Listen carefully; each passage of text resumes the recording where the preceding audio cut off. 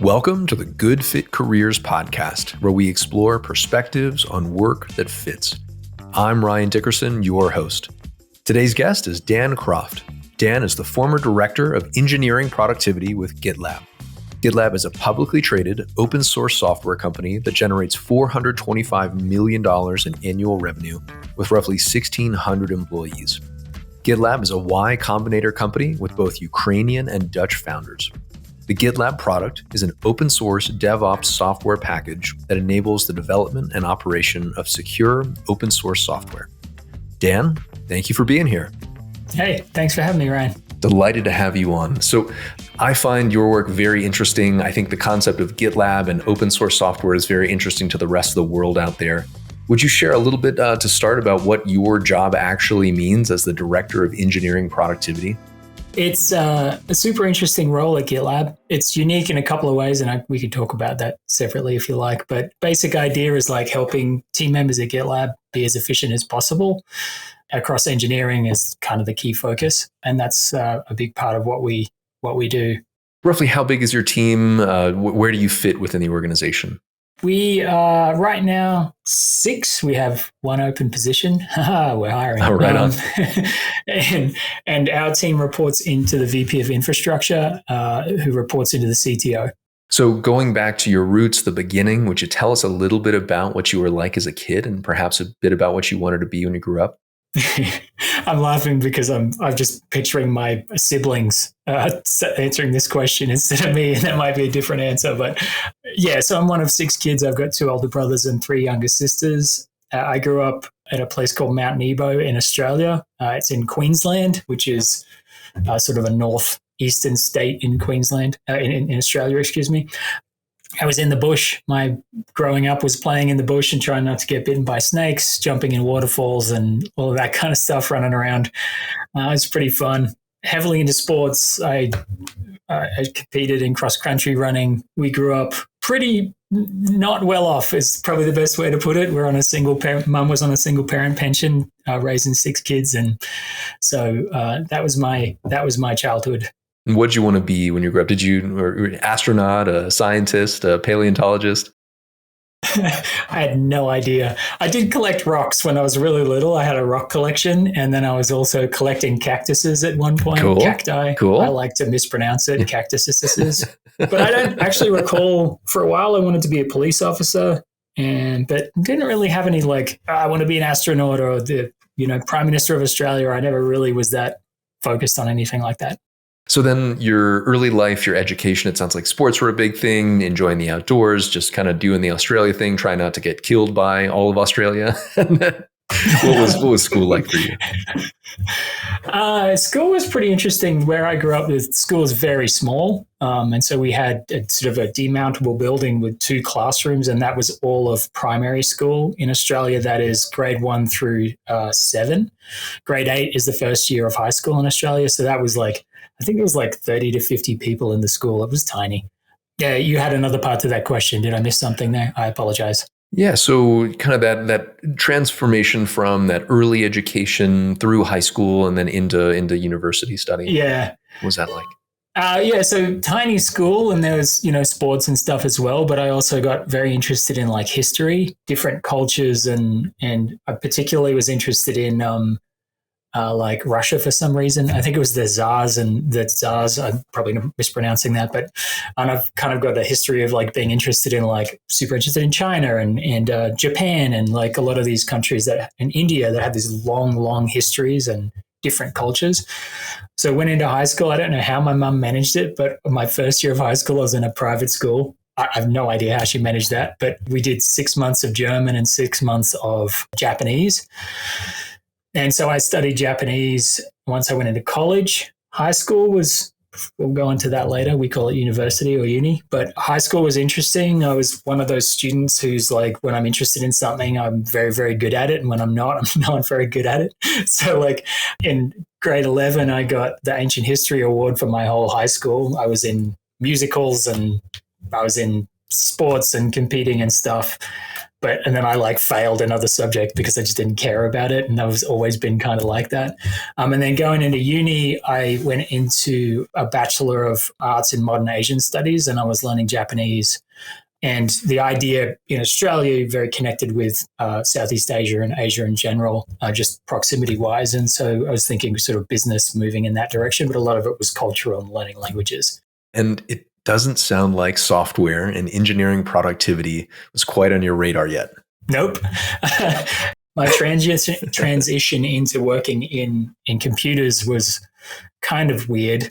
My first ever job was I was a gopher at a law firm, meaning that I would take a legal brief and literally run across the city in Brisbane to deliver it to the court on time. And that was my job. And I'd run back. And how did you get that job? I did work experience. In Australia, we do work experience in high school, usually in grade 11. You do work experience. And I think at some point I decided I wanted to be a lawyer.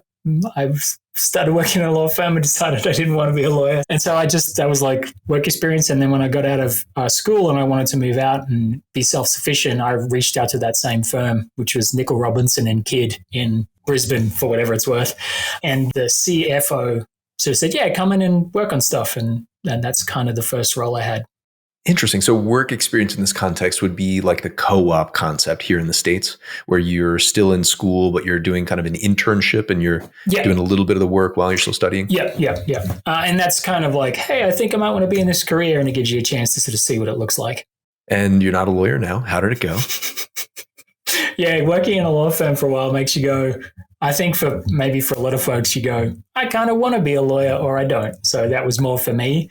What ended up happening there was the office manager, Albert Healy is his name. He's actually the honorary consul of Malta, which I always remember. But he was like, hey, do you want to start helping out with some other stuff? And I was like, sure thing, no problem. I was in the mailroom and running briefs and whatnot. And then one of the things they wanted help with was the IT person there. They had Weiss mainframes. It's funny how I remember this stuff. I forget a lot of things, but apparently I remember this.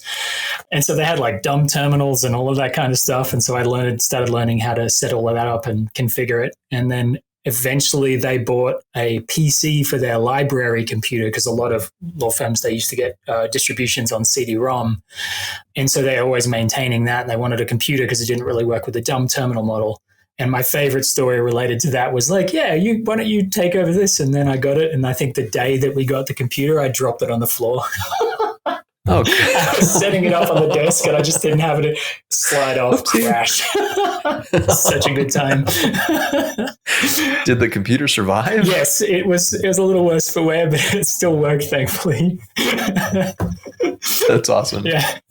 So you started out like setting up the computers, kind of being more on the, I don't know, would that be networking or like setting up the infrastructure? Is that how you would describe it? For that role, not really. It was really just maintaining a PC that the organization needed and then helping out, continuing to do all the other stuff that I was doing. Sure. And what year was this? 93 or 4? Question mark? So it's, in the mid 90s here. We haven't had the millennium yet. We haven't had the dot-com bubble. What did software look like at that point? It certainly depends on your industry, but it's all that old school stuff. It's not like the internet was super popular then. It's not like the internet was a distribution model that you could rely on or look at using. So from those early days, my recollection, and I've actually worked in a lot of law firms over the years in different capacities, particularly in that type of industry, they may be a little more risk averse in terms of the types of things they get involved in. And to be frank, my experience of it in that particular role was like, I got a CD, I made sure it was installed on the computer, and then I was like, cool, whatever. And then I'm a pretty curious person. So I was like, oh, what is this? How does it work? And I'm poking around with it, of course, because that's part of who I am. So, yeah. Interesting. Just the curiosity was driving the learning. That makes a lot of sense. So then kind of late 90s here, it looks like Web Central was one of your early jobs. Yeah. Well, the funny thing is, I think what's interesting for me to compare to a lot of folks that I work with and have talked with and all of that is I didn't own a computer at all until I was in university. So I'd never owned a computer. I'd never touched one. I'm not like one of those people who's like, I had a Commodore 64 and I was writing games or whatever when I was 4. I'm like, nope, I was out playing in the bush and trying not to get eaten by snakes. So like my dad bought me a computer when I went into uni, which was awesome. And the first thing I did, not knowing anything about static electricity, was pull the whole thing apart down to the motherboard and everything, put it all on my carpet because I'm very smart like that, and then put it all back together. Everything was fine, by the way, but it's just like now the visual in my head of having it all on the floor going, yeah, okay, I pulled it apart. Let's see if I can put it back together, and not even realizing that I could just destroy it on the spot. One little whoopsie. Yeah, exactly. You're like, I was like, maybe you call that dumb luck, but whatever. But yeah, there was curiosity really there. And then that's really what led to me getting more involved in computers. And so Web Central was really like, I forget how I made the connection, but Web Central started out as a support role, just like answering calls. I used to do night shifts to be on a support team, all of that type of stuff. Pretty normal for a web hosting company, in early days for a web hosting company as well. And they started out as PowerUp. Was actually an ISP, and PowerUp and Web Central were like the two partners, created both of those companies. And so there was this sort of historical ISP stuff going on as well in part of the company. And then the web hosting was like all straight web hosting. We had a server room with like racks and all of that stuff sitting back there. How exciting. So let's fast forward a little bit here. You've been in the software, the internet world for a little bit. What did you have to learn to really become, proficient, or dare I say, an expert at what you do? What was perhaps difficult for you to really master? That role sort of converted into like issue development role in supporting hosting customers. I started trying to help them with code problems they were having in the environment. So I started digging into code, and that was mostly Cold Fusion at the time, which was pretty hilarious. And so that was just more curiosity driven as well for me. Like I was very curious about how everything worked. And when the customer had an issue, I'm like, oh, okay, well, what is going on? Let me go figure it out. Got into databases and all that sort of stuff. I think when I started working at Blake Dawson Waldron, I was hired in to be a software engineer effectively. And that was writing a training software from the ground up, like was just me doing it all as a separate kind of entity within the law firm called Legal Practice Technologies. And one of the products they made was training and using lawyers' experience, but like refining that into a training product that customers could install. And that was everything. That was front-end, back-end database. I was writing in VB, the like original VB and SQL databases and all that stuff. And that was a thing, right? Like going from like, I help customers with the things to I'm writing a product by myself and I don't actually have any help. It's like, how do COM components work? Like what is even a SQL database? What's normalization? How much should I care about? So it's going from sort of a hobbyist mode to being like customers use this, and if it breaks or it doesn't work well, you still got to fix it, right? Like, and it's preferable to do it right first, or do it well enough first. Maybe right's the bad word. Yeah. Oh, wow. How exciting. And so when you're thinking about the work you were doing within Blake Dawson and then Piper Rudnick, these were both law firms, right? Yes. What did they want to accomplish at that point? This is the 2000 to 2004 kind of time frame. Yeah, so the Legal Practice Technologies team was founded by Liz Broderick, was a lawyer at Blake Dawson Waldron. And the basic premise of that team was like using technology to provide services that are unique to a law firm. And so the technology was really just sort of a platform, a delivery mechanism for this specific training that would be more available. Like it was HR training and sensitivity and like stuff that relates to liability. We have so many products in the market that do this now, but that was kind of early days for that. Piper Rudnick was a different role. That was more around the handling of documents that are responsive in a case. So that was a really very different role. And it wasn't my first job moving to the States. That's where that change was. I was living in Australia. I moved to the US in 2002 and got a job at a small company, Citygate Sard-Verbinnen, which was a PR company. And I was helping the IT manager just with everything and anything at the company. And that was super interesting as well.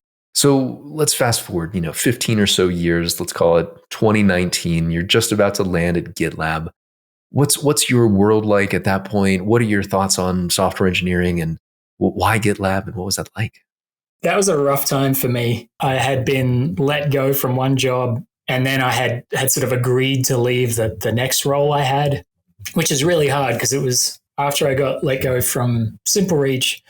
I really considered just not being in software anymore because I was just feeling so down about the whole thing and hadn't yet come to terms with what happened and how to sort of rationalize it all. And so I actually took a job as an operations manager or an operations person for a coffee roastery because I've been obsessed with coffee for a very long time.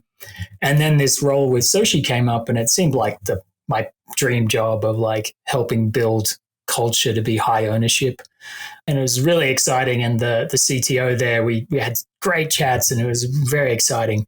And unfortunately, it just didn't really work out. But in combination, those two in a row was just like extremely difficult. And it's a low point, but you learn from all those low points, right? And it took me less time to learn from the second low point than it did the first one. So that's an improvement, I suppose. If I may, if anyone out there's listening who feels the friction perhaps that you were experiencing at that point, what would you share with them, or what did you learn about the awareness or recognition of the things that weren't going so well?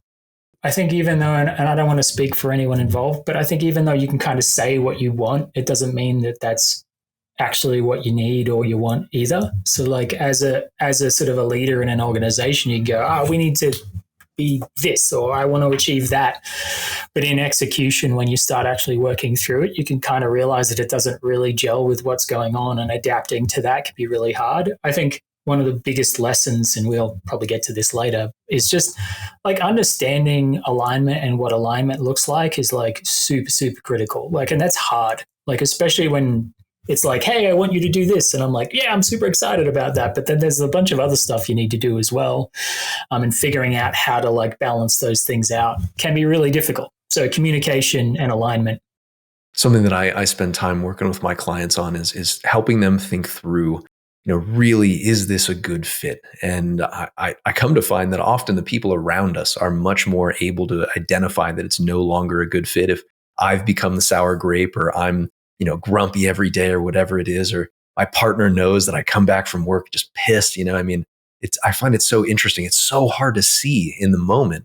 And I commend you for seeing it, addressing it, and growing beyond it. That is not an easy thing to do. Yeah, it's hard too, because I think it's sort of almost, I would argue it's kind of human nature to sort of demonize people because it helps you just kind of move on from whatever it was. And I've certainly done that. So I'm not going to sit here and say I'm, the perfect pants person. I'm not, but I definitely, in retrospecting about it, like what can I take away from it is really what that was. And there's certainly positive aspects of that role. It's not all doom and gloom. Yeah, it's worthwhile sitting down. We retrospect in technology for a reason.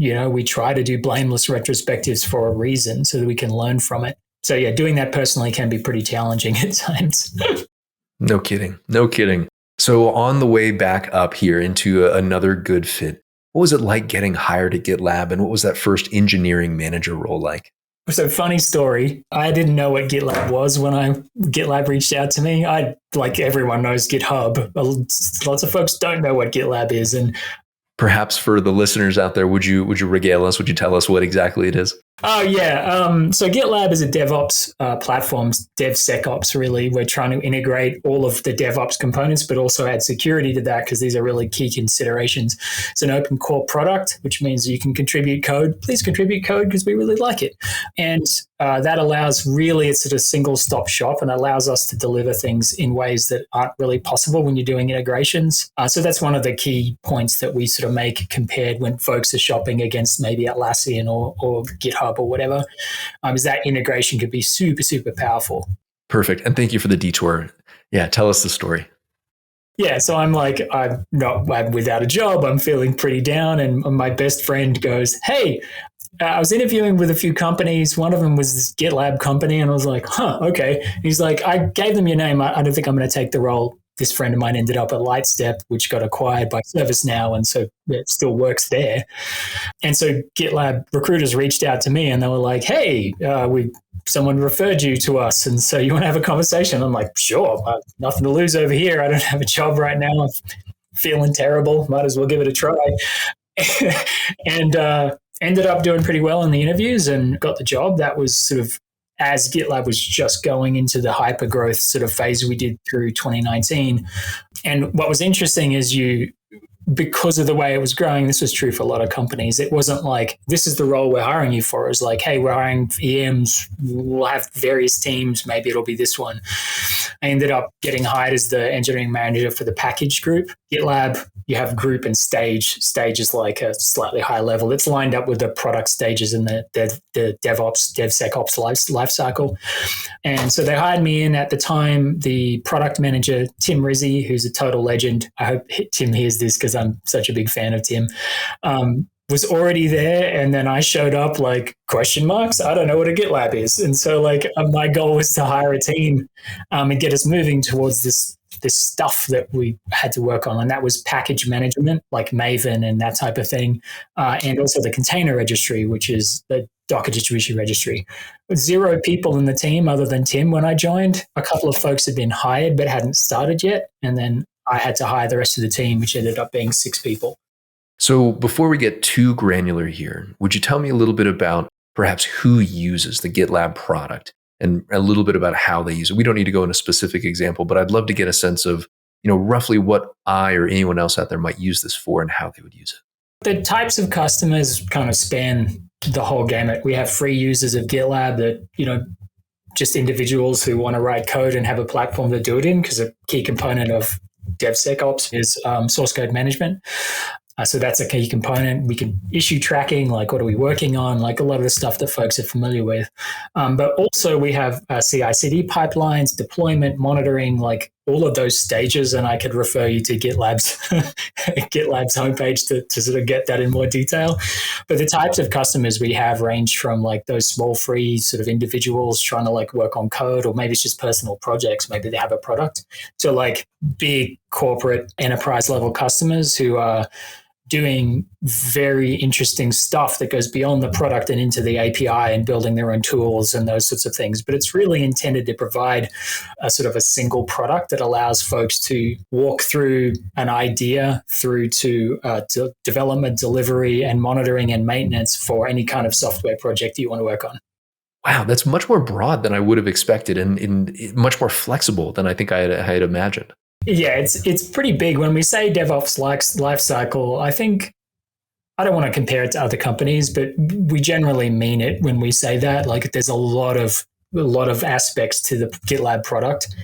And as I've worked here for a little while now, you kind of realize you can deep dive on all of them down to a very granular level. And because we're super transparent, and GitLab's, sort of famous, depending on how you look at it, for being super transparent, you can go look at the issues we're working on a lot of time and see people's MRs which is a PR for GitHub folks. Okay, so now you're in the engineering productivity role. And let's just say we're going to teach the audience a little bit about what you do and provide a little bit of education here. Let's say I'm a new member of your team. What's one of the more challenging things about the work on your team? And could you perhaps walk us through or teach me how to be a good team member and be productive in your group?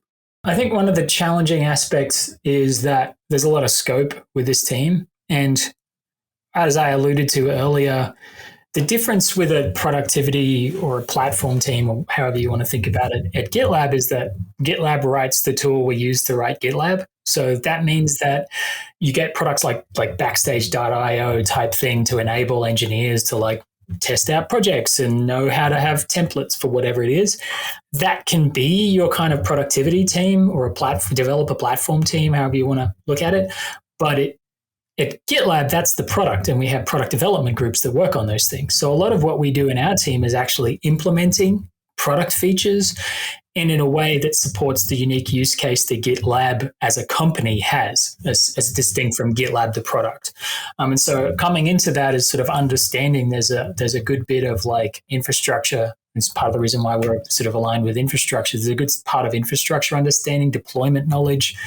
Our pipelines are a key focus that we have. So coming into the team, really there's a really broad scope of work that we're we're responsible for. And so as a new person in the team, it's really just making sure that we can focus on what's necessary, but also then branch out and start learning about how these things work. And that overlaps with the implementation that we use as well as the product features and how they work. That makes a lot of sense. So let me repeat back what I'm hearing. It sounds like the GitLab platform and product is both what you are building and selling, but also how you are building and selling the product. And so as you guys come out with new features and capabilities, it sounds like you need to learn how to use those, give them a try in your own specific use case for building the GitLab tool or the platform broadly. And I mean, I imagine that would be a fascinating way to debug and test and find the flaws. And you're like, I don't know how to use this thing. What are we doing here, product guys? If you look at our handbook, one of the big things that we have in our handbook is dog fooding. And compared to some other companies that maybe that's not what they do is not really aligned with the product they produce, which is fine. Like that's a normal scenario. We all use our product. And so one of the scenarios that I think is pretty fun is that in instances where there isn't a capability in the product, we'll go build tools. So it's not just sort of implementation and support. We also actually build tools. An example of that is our triage ops project. Ideally, it ends in the product. We want to make those features available. We have customer requests for it, but it was just solving a problem that we had at GitLab to help folks understand where their labels were at, what they should be aware of in terms of the work that they had outstanding, things that were sitting in a backlog that maybe should be scheduled or whatever, that type of thing. So we have various tools like that we built and we operate independently from actually just implementing and sort of supporting product features that we're actually using. That's fascinating. Thank you for diving into that.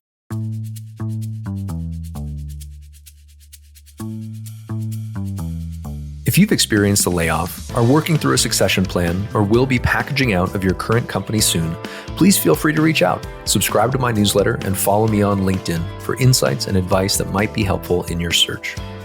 If you'd like more direct assistance, please go to goodfitcareers.com to apply for a free consultation.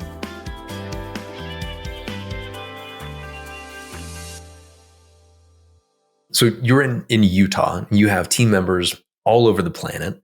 As far as I understand, GitLab operates in an asynchronous work environment. What is that? And what was it like adjusting to that new paradigm? Pretty fun, actually. Very challenging, but in the best kind of way. So yeah, we never really optimized for hiring in specific locations, except when there's like support requirements. Different teams have different needs in terms of we need people online, and then it's better to have people spread out. There's some very interesting pros and cons to that. You can have the fun example I like to use a lot is if you have an MR, you're trying to write some code. You push the code up and you get a review. You're like, hey, can I get a review? And the person that reviews it is one direction as far as the sun goes, or the earth rotates, I guess, or the other direction. That can have a big impact on when you get feedback. And it's not necessarily one way or the other. Because if you get to the end of your day and you ask someone in APAC to do a review for you, that's the start of their day. So great, it gets done right away. If you ask someone like the other direction, then maybe you end up having a longer wait, 12 hours or whatever, until they come back online.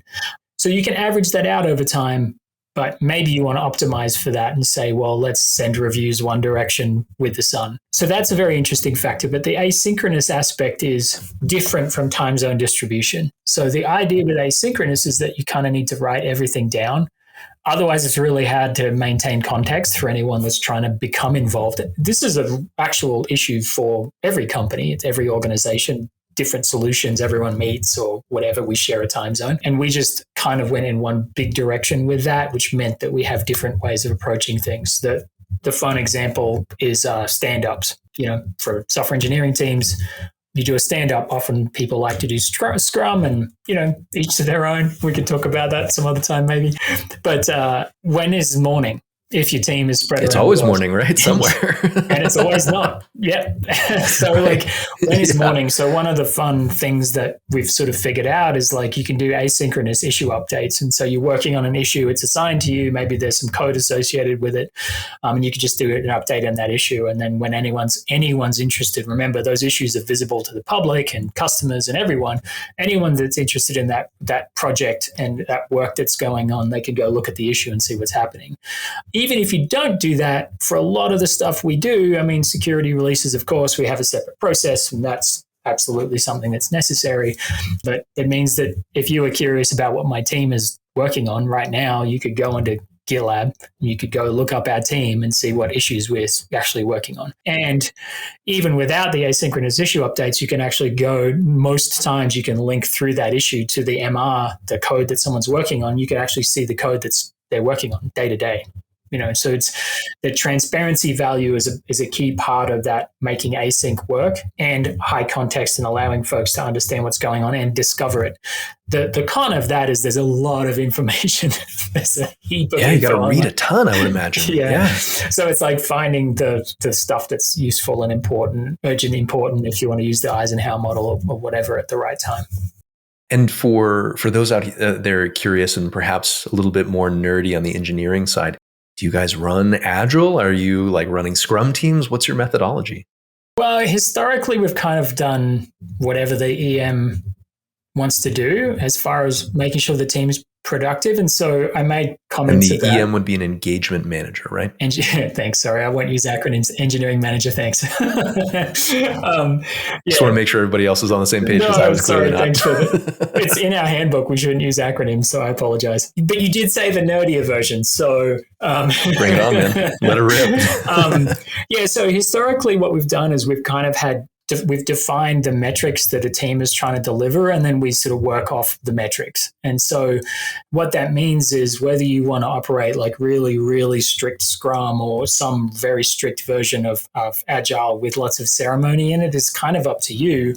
And it's when you're hiring the team, a lot of that comes back to like who you're hiring and what they're able to do that's aligned with their strengths, right? So we've certainly over the years had different people running different levels. I tend to be a big fan of Kanban or Kanban a terrible Aussie pronunciation. Maybe it's just me. Tomato. I've been a big fan of that because it lets you adjust. But as you kind of move into more of this enterprise space, then generally you want to see more predictability. And so leaning a bit more on ceremony can help. The thing is with some of that ceremony, it can be a little incompatible with time zone distribution. And so that's where folks end up, I think, having like variations on that. But we in the handbook, we're kind of very much on results-oriented work, which is talking, more about what we're delivering and when we're delivering it. And so that will drive people to improve or change their processes as appropriate. Generally speaking, we have good structure around releases. And so whilst we have iterations that we would associate with a monthly release cycle, some teams go for like 2-week sprints or maybe even 1-week sprints. Some teams just keep it aligned with the milestone releases that we do, which we've been doing consistently for like 10 years straight or something like that. So thinking about somebody who might be in school today, studying computer science or thinking about trying to break into engineering management per se, are there methodologies or techniques or modes of operation that you would encourage them to learn more about? And perhaps, waterfall used to be the legacy and then it was Agile and, where are we headed and what might be worth learning or leaning into? Well, what's funny is I see all these YouTube videos going, maybe waterfall was right. And I'm like, okay, this is probably just algorithm work from YouTube. The 90s are back. Yes. Yeah. Throwback. That's why I got the mullet, man. Doing it right. Looking good, man. I mean, where I'm at right now, I feel like it just depends on the stage of the business. It's good to have some sense of what is effective in my experience. Great, no problem. But if you're at a tiny startup that's got like 5 people and you want to introduce all the ceremony, then it's probably not super practical. It's really just making sure you understand the needs of the organization. And so it's less about specific skill sets and more about like understanding the need of the business. And that need of the business is really the needs of your customers. So thinking back through some of the projects that you've worked on, you've done incubation engineering productivity, you've been on the CI and CD team. Are there any projects that you thought were particularly fascinating that you'd like to share? Yeah, I always go back to the container registry work. This was pretty fun, super interesting work. We had a product, it's called Container Registry, but it's a fork of the Docker distribution registry from Docker. Formerly Docker anyway, it's moved over to the ETF or I forget the acronym, but I don't even know. I forget what the acronym is. So I apologize for the acronym and also not knowing what it is. Shame on you. So what we were doing there is like, this is a way to store Docker images. The way it worked historically and still works as far as I know, it's all file system based. This particular product offering at GitLab is sort of a separate service, which is fairly rare because we generally are monolith at GitLab and everything's in Ruby. Monolith meaning you only have one big code base for folks that aren't used to that terminology. The ask that we had when I joined GitLab was, let's work on it. You own it. Okay, so what are we doing with it? Okay, what are our product plans? Our product manager was key in that. The key decision that I had to make before I'd even had anyone on board to do the work, which is not ideal because I had never worked with it either. And I hadn't worked with Ruby for like 6 years before I joined GitLab because it wasn't exactly me that was going to go get in there and bang out some code right away. So we had hired a bunch of people. I realized we had a conversation about how we're going to move forward. And I had employee number one and one of the founders and among several other really key folks at GitLab having a conversation about how we should move forward with the product, whether we should build our own, whether we should use a product that was already in market, or whether we should fork the thing we already had. And there's a key problem we were trying to solve, which was we were using 10 petabytes of data, and it was costing us a lot of money, as you might expect. That's a petabyte. That's a lot. And so basically we kind of worked through this, and it ended up being a split decision, and I had to make the decision on like what we were going to do. And so factoring the future of the company, right? yeah. And so like factoring in like all of the things, I'm like, well, this has already got a bunch of learning in it. And so I made the decision to fork Docker Distribution Registry. And then I had two folks that hadn't started yet, who were Ruby folks, and I had to make the case to hire two Go folks instead. And so I had to relocated them inside GitLab, which is great. And they're still here actually, which is awesome.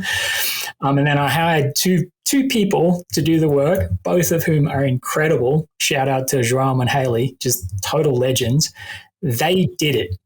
They wrote online garbage collection into the Docker Distribution Registry as a separate fork, and that saves $6 million a year or whatever for GitLab and data storage. One of the hilarious things about this is, it's not really hilarious. I just find it very, very amusing. Along that path, because it took some time to be fair, which is expected, along that path, we actually were working with our self-managed customers because GitLab is one of the companies that still does self-managed as well as hosted, and we're moving into dedicated and other environments now as well.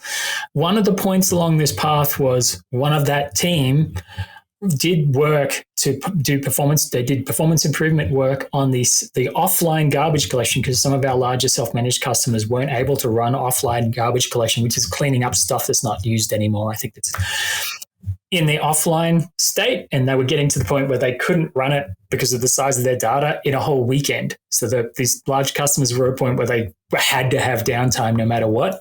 And so the side point for this whole project was this person managed to improve the performance of the offline garbage collection by 90%. And that's a footnote, which is just like... That's a staggering improvement.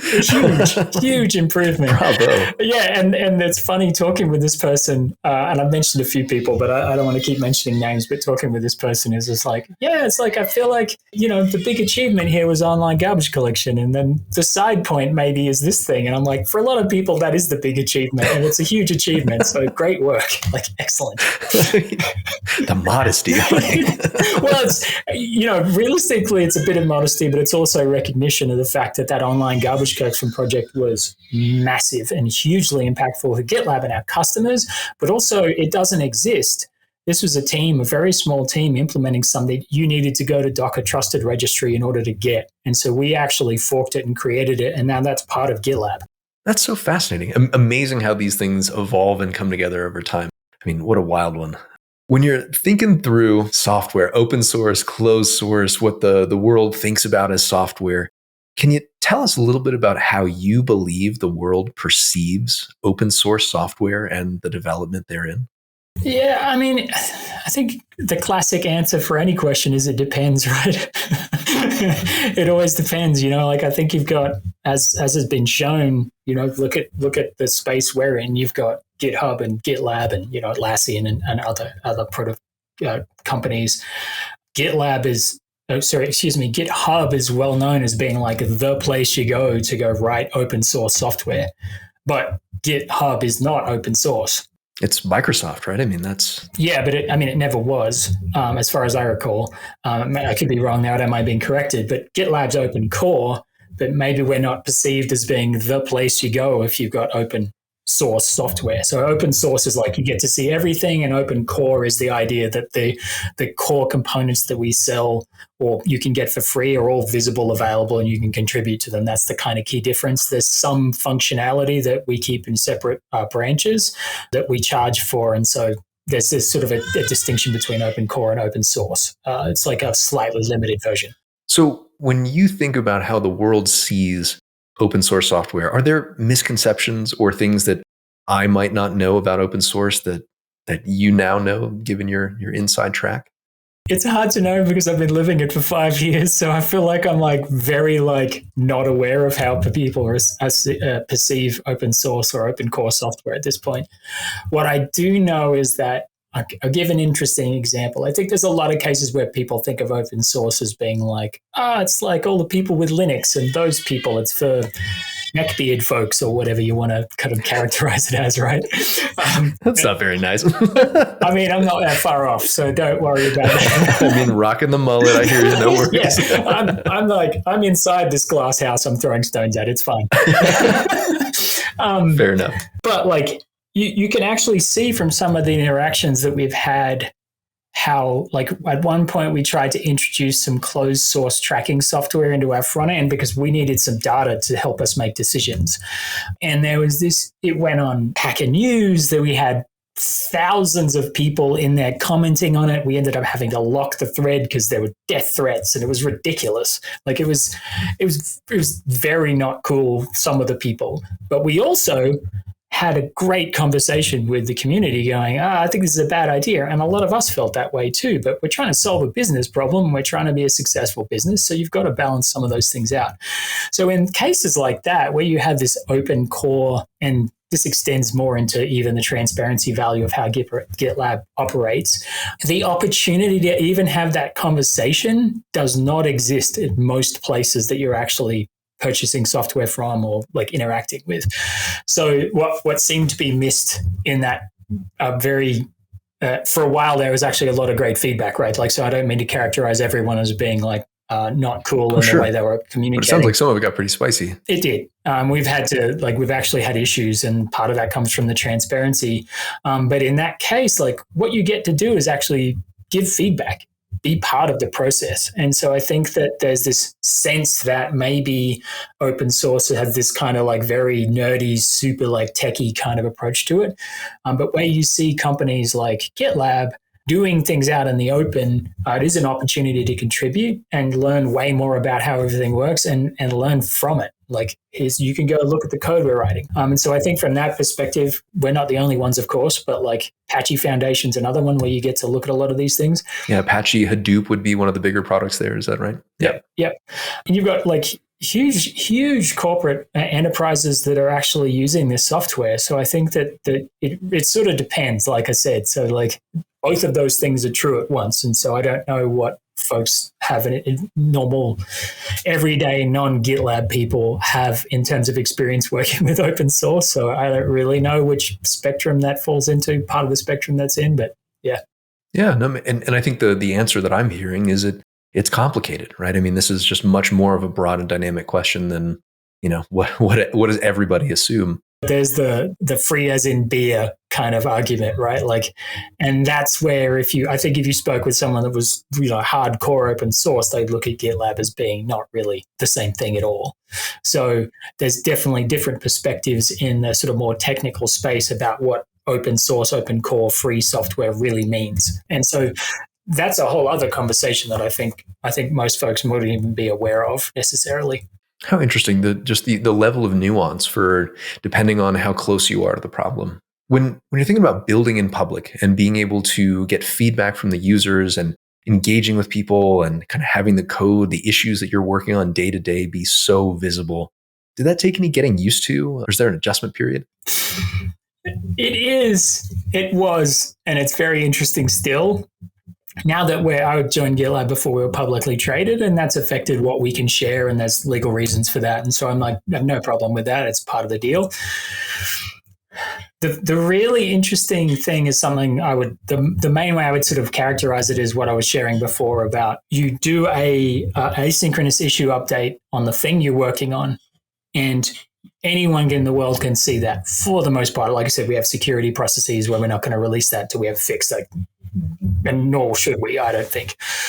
What's very interesting about that is because the whole team is using that issue to communicate, the customers are looking at it. So that's what we call at GitLab a single source of truth. And so that's the thing we're working on. And that means that anyone can engage in that. And so I've interviewed people who have watched my team meetings, because we used to publish team meetings on YouTube, on GitLab Unfiltered. They've watched our team meetings. They see how we interact. And then they come into an interview. They've applied for a role. And they're like, I watched the team meeting and I looked at this issue you're working on. And you were like, sweet, that's awesome. What did you think? That's great. So this idea of having a public single source of truth, there's a lot of issues that come up, like I mentioned before, when we're making contentious decisions or talking about it. We haven't even made the decision yet. You've got people coming in and sort of treating it like it's a normal org that's going, we've already decided, when we haven't. We're just talking about it. But you see us talking about it. And so what's interesting is that you have one version of what you communicate. And I think that's one of the things I've loved about working at GitLab is like we don't have the internal version and the thing we tell our customers, because the customers can all see the thing that we're doing. There's no kind of having the split brain when I've got to talk to a customer, so we're only going to say this. Now, I'm not trying to characterize other organizations as being disingenuous or anything like that. It's a pretty normal way of operating. You see it inside organizations as well, where certain teams know certain things and it's not disseminated, it's need to know, all that sort of stuff. So that's a very big difference to the way GitLab has always worked. And super interesting, like when you think about it and just go, I've got the work I'm doing. And if a customer's like, hey, what's up with this thing? You go, here's the issue. And the customer's like, hey, can we do this instead? And you're like, that's a great idea. It's awesome. How fascinating. That's what a nice way to what a good benefit to have of that structure. Thinking about hiring and being hired, would you walk us through your philosophy on hiring for your team? Yeah, I mean, like I said earlier about processes, it sort of depends on the needs of the business, right? Like in general, you're looking to fill a need. The role we have open right now is specific around a particular need that our team has. And so we have a hiring process that's best to, how do I phrase this? Some organizations like to get everyone or a representative of everyone who's going to interact with this potential team member and have them interview and get their opinion on it. And some organizations like GitLab, we do behavioral interviews, but we generally do one person, it's one-on-one, and that person is responsible for assessing that candidate at that type of theme. And so the way you could look at that is like we do a hiring manager interview, and that's generally going to focus on values alignment, how that person will engage with the values at GitLab, but also team members. Then you'll have technical interviews, and the technical interview is not purely, but mostly focused on how that person communicates, how they work technically, what the take home, if they have a take home, is like the technical evaluation of their capability. Then you'll have in a product team, you'll have a product manager interview where they're actually assessing that person's ability to engage with the process we have. So it's more about the different capabilities than it is about individuals saying, yes, I want to work with this person or not. GitLab, and I think this is a good approach here, is we think about a values fit and a culture add. And so that's a way to think about like hiring a team that has different perspectives allows you to better understand and represent what your customers, who are all different, are going to want out of a product. And so that's where I think diversity comes into hiring. It's actually really a big business value. Now, I could certainly see the argument if you're like 3-person startup and you've got one idea and you want to get that done. If you had clones of a single individual, maybe it would go quicker because you wouldn't argue about anything and that's the thing you're doing. Sure. It would be my favorite place to work. I don't want to work with me. That would be weird. Might be a lot. Yeah, I think, definitely. I'd get annoyed with myself real fast, I think. But so that's why it's so important. So when you're really hiring someone, you're hiring people with the intent of being able to better understand customers without always asking customers what they need. And in general, just intrinsically in the way that we work, it also allows you to hire folks with different strengths and enable those people in those strengths in the role that they have and help them be impactful in the role that they have commensurately with the level they get hired at. And so when you say values fit, culture add, that's what that means to me. Cool. Love that. That's very educational. Thank you. When you're thinking about your team specifically and the nuance that you would be looking for, what is that? What do you look for in the people that you hire? Generally, I'm trying to find, it's not the best phrasing, but I haven't come up with a better one, so I apologize in advance. But I kind of think of the through line for the team. And this doesn't change values, fit, culture, add.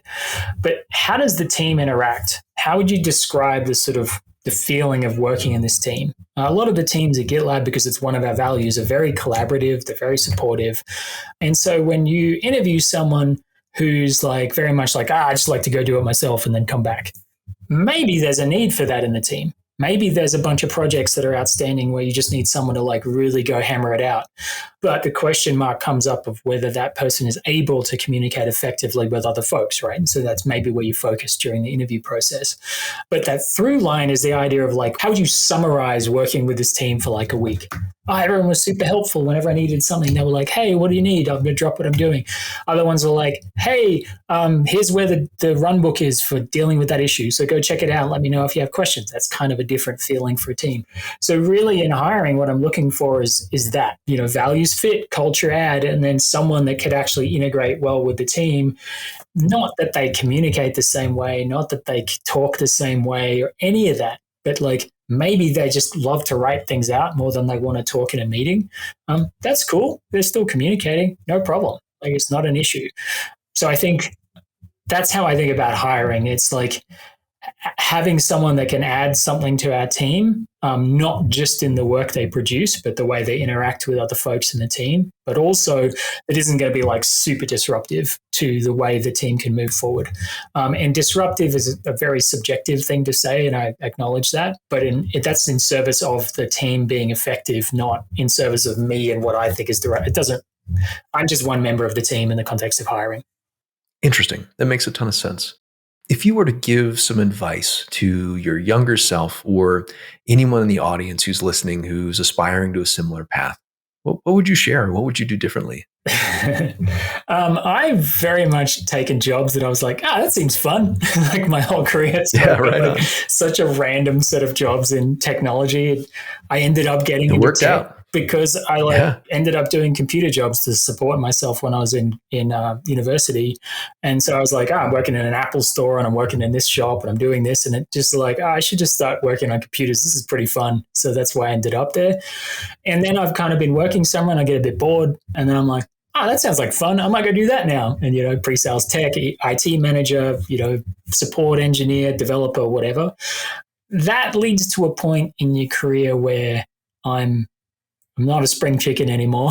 And I'm like, I really want to go somewhere in my career. And it's like, it's if I'd started that with that focus earlier on, I might have got there sooner and I would have missed out on a lot of really interesting opportunities. So I think kind of, even when I retrospect on it, I'm like, I kind of wish I'd focused a bit more. But at the same time, I'm like, but I did so much different stuff. And it's super interesting to be able to I built software from scratch for a law firm. And I was the only the engineer in that team. And everyone else didn't like us because we were doing weird stuff and question mark.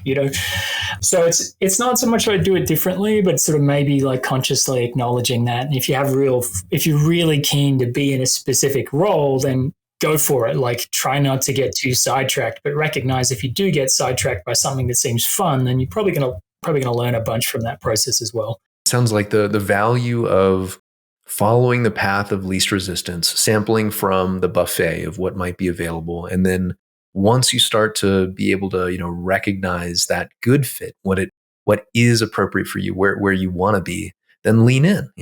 Yeah, when you say buffet, it makes it seem a lot worse to me. Maybe I'm not a fan of buffets. That's probably just me. Don't worry about it. That depends on where you are, man. It's just I'm out of here, man. Fair enough. When you're thinking about what you might want to share with anybody who's interested in getting into the world of open core or open source software development or productivity, what would you share with the people who are on their way up? Yeah, productivity itself is kind of an interesting space. I think there's not, as far as I've been able to gather, there's not a lot of like consensus of like, we use a space framework for assessing productivity, or we use Dora 4 metrics or whatever. Like there seems to be, and I think that probably just comes from, how different businesses think about productivity. Some businesses are very much like it's velocity and that's it. And so maybe some different measures work, and other companies are like, oh, well, how do people feel about it though? Like question mark. GitLab was historically MR rate, which was like an average number of MRs per team member per month or whatever time period, which is kind of a quite opinionated thing to say. And we don't really do that as much anymore because there's lots of side effects. So when you're getting into productivity, if it's something you're really interested in, you're really trying to solve the needs of a team. And I think one of the things that can be tough is you can get people saying, this is what's bothering me, but it doesn't necessarily represent everyone's experience. So you kind of got to figure out how best to help in general. Where's the best place to start?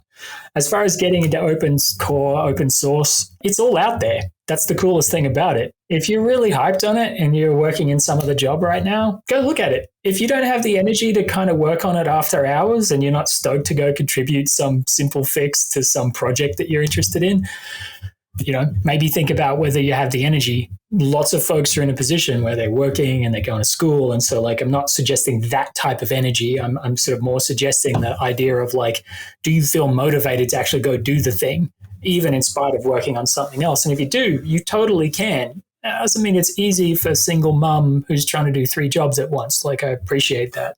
So that's kind of what I would say for folks maybe pretty early on, or folks that are working in non-open source. If there's a project you use, if there's a project you're interested in, you can always contribute. You can go read the issues, you can go look at the code, you can learn from it. And that's one of the coolest things about it. Yeah, I love it. To avoid the buffet, you can sample from the tasting menu per se, right? And go try a bunch of different things. Delivery, and then you can see if you like the restaurant, you can make a note about which ones you like and which ones you don't like. And if you don't find you like anyone else's cooking, then maybe it's not for you, question mark. I don't know. Maybe start your own project. There we go. I dig it, right on. So what are you excited about for the future? We have an 8-month-old. That's top of my list. There's nothing else comes close as far as I'm concerned. She's the best. Right. Work-wise, I think I'm pretty interested. I read one of the YouTubers, I forget their name right now.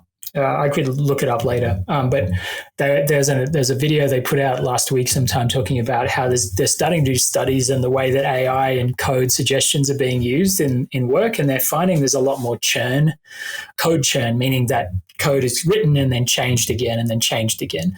And so they're finding there's a lot more code churn, at least the way the studies had kind of come out. Some of the sources of this particular study the person was sharing didn't seem that great. It seems a little bit kind of not really statistically significant or whatever. But that idea, it feels like it could be a little bit of confirmation bias in the sense that we're worried about AI and how it affects people's work and jobs. And that's not just software engineering. We've seen that come up in acting in the US and voice actors and script writers and all sorts of different occupations.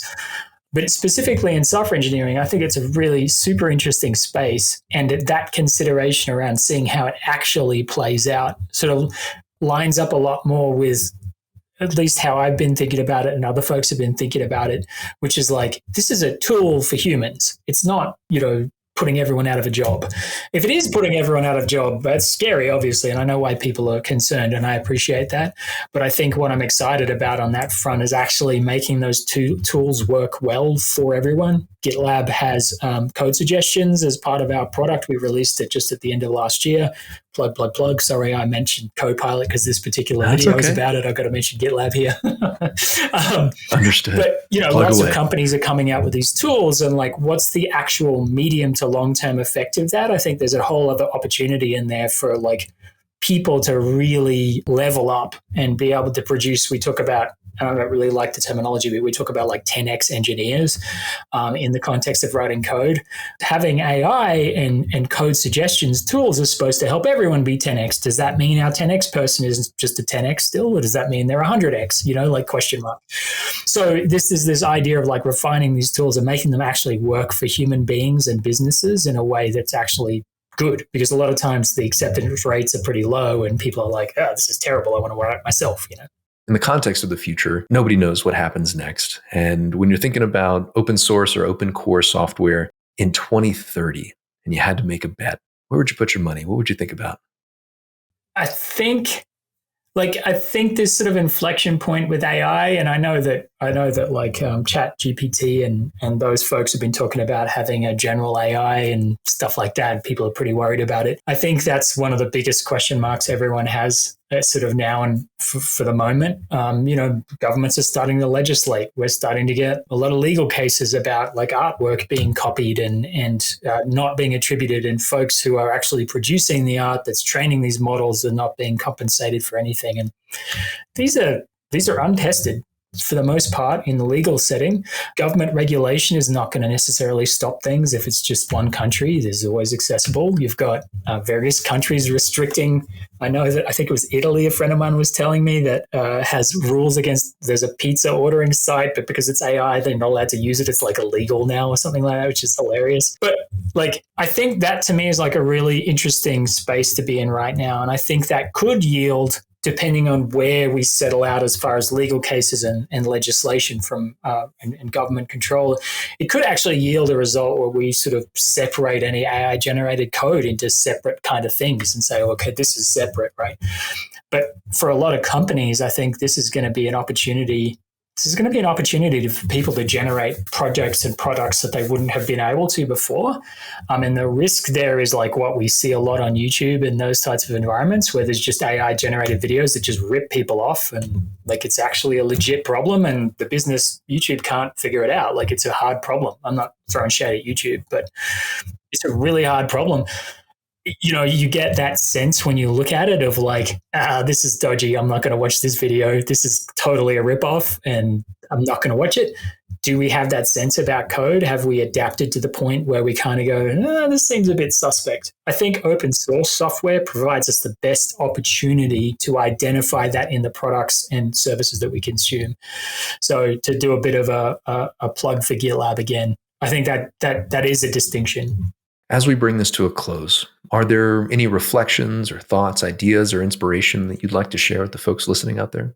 Yeah, they'll span a bit. I love Turn the Ship Around by David Marquette. I think it's an awesome book on sort of approaching leading humans and what that looks like. There are YouTube videos that do the 10-minute breakdown of what it is. I think it's worth reading the book, but for folks that don't want to do that, go check it out. Daniel Pink's Drive is another one of those that I think is awesome. I know there have been subsequent releases, and I haven't looked at as much of that. Self-compassion, like you got to love yourself. This is hard enough peopling without our own inner voice making us feel bad about everything we do, and the people around you care about you. Like it's hard right now, especially with a lot of layoffs and all of this stuff going on. So mental health is tough. It's tough for everyone, let alone if you've been through layoffs and all of that kind of thing. And I think just find something you can be stoked about. GitLab's been the best job I've ever had. And I might say differently in 2 years' time. I might say the same thing. Who knows? But it's been so fun. But I think that's the big thing for me. I want to say really quickly, and I'm deep diving a little bit here, but like when you find your inner voice beating you up, ask yourself how you would talk to your best friend or someone you love in the same exact situation. That is to say, I've done something, right? And put your best friend or someone you love in the same situation. No qualifying. Don't be like, but no. And what would you say to them? And then evaluate how you talk to yourself about the same situation. I think a lot of folks would find that they would never say anything approaching to others what they say to themselves in their head. So that inner monologue, I think, is rough. Beautiful. That's wonderful. Is there anything else that we skimmed over that we perhaps didn't cover that you'd like to talk about? No, I think we're good. I'm pretty happy. Did you think we skimmed over anything, Ryan? Dan, thank you so very much for coming on the show. This was such a delight. I learned so much. Thank you. Yeah, thanks, Ryan, for your time. It's been nice to chat with you, and it's been fun kind of reminiscing over some of this stuff and feeling awkward the whole time. But, I generally feel awkward, so that's cool. You did great. Cheers. Thank you so much. Thanks. Our next episode is with Aaron Pryor, Chief Marketing and Experience Officer of First Horizon Bank. I I really, truly believe in surrounding myself with people smarter than me and challenging one another. If you enjoyed this episode, make sure to subscribe for new episodes, leave a review, and tell a friend. Good Fit Careers is hosted by me, Ryan Dickerson, and is produced and edited by Mellow Vox Productions. Marketing is by Story Angled, and our theme music is by Surftronica, with additional music from Andrew Esperanceta. I'd like to express my gratitude to all of our guests for sharing their time, stories, and perspectives with us. And finally, thank you to all of our listeners.